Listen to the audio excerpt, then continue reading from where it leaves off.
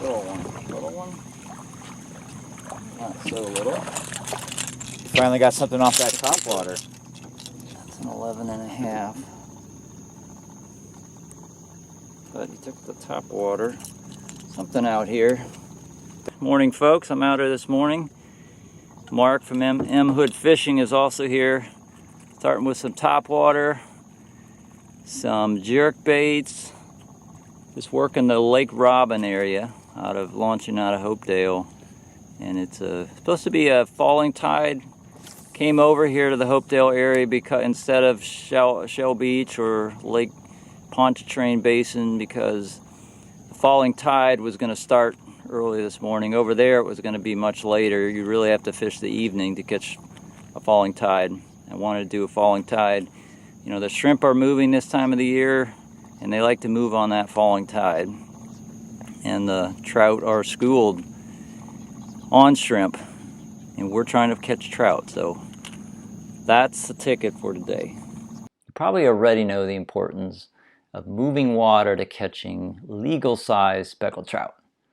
So if you're like me, the day before you're going to check the tide prediction, and I also always look at the water level gauges in the areas that are near where I'm going to fish, because that tells me what the tide is doing relative to the prediction. And I'm looking for the differential in the tide. I'm also looking at the timing for the high and the low tide.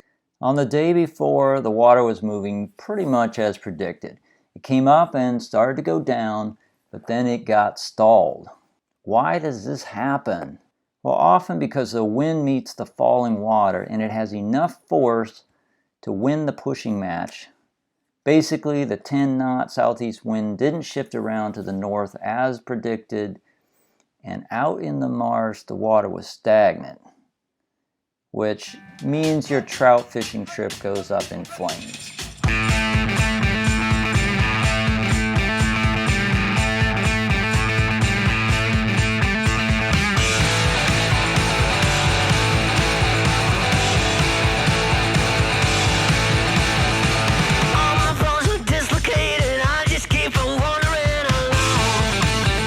But if you refuse to try fishing for another species and insist on catching speckled trout, where is a likely place to find legal-sized trout that are willing to bite on artificial bait? Okay, so what we got going on here, found a little pattern. This is a bayou with a bend with a deep hollowed out bottom. And it's not a lot of water flowing through here. I can't really tell it's flowing through here. It's been the bane of today. No water flow. But this is the second trout in just a couple of casts. Yeah. Oh, very. Whoa, that is a white trout.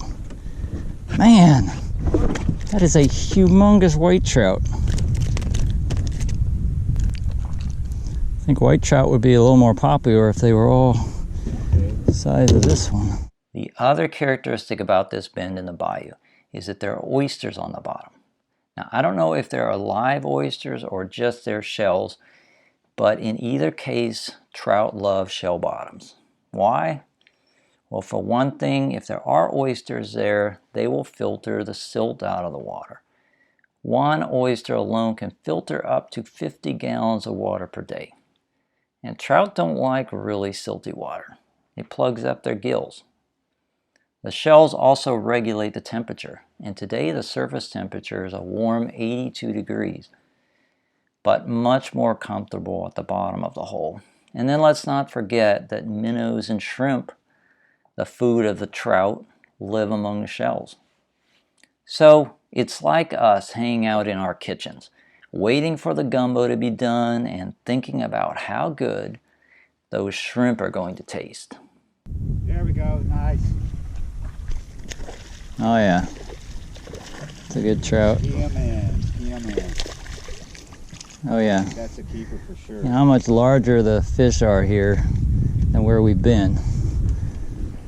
As soon as they hit the water, then they must be feeding shallower. Wow. Ooh, that's a nice white, Look at that. giant white. at that white trout. That is huge, dude. Yeah. Oh, that is Beautiful. a nice one too. Man, he slammed it. Hey, we didn't catch limits of trout in that bayou bend today. It just wasn't going to happen on a day like today. But most of the legal sized trout that we caught today were there. The other spots were mostly holding undersized trout. So thanks for watching this video. If you liked it, hit the thumbs up.